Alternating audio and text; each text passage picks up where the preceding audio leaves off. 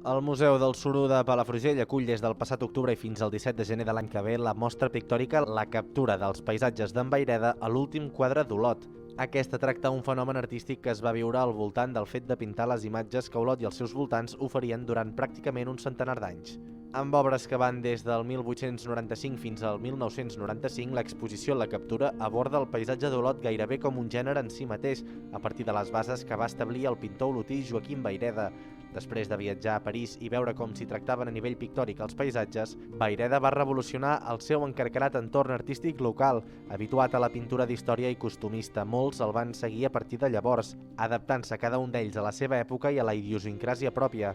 La mostra està formada per una quarantena d'obres totalment inèdites d'artistes com Joaquim Vayreda, Enric Galwey, Ignasi Mallol, Pere Gossinyer, Ramon Bernades o Jordi Curós, entre d'altres. La manera evoluciona molt. Certament, Vayreda codifica els elements principals, el paisatge, les escenes, però a partir d'aquí aflora la personalitat de les desenes i desenes d'artistes que van practicar i conrear aquesta imatge d'Olot i els seus voltants. Tenim des dels que seguien fidelment la pauta marcada per Vayreda, des del seu germà, l'avi Berga, artistes que dècades després ja van reformar una mica aquesta imatge, com poden ser Gossinyer, Pujol, i artistes que van decidir definitivament, tot i tenir aquest referent fortíssim, sortir d'aquest marc, com són Frederic Comelles, Jordi Curós, Clapera Maià i tants d'altres. Degut a la impossibilitat de realitzar les visites guiades a càrrec del comissari Miquel Àngel Codes que el Museu del Suro havia organitzat,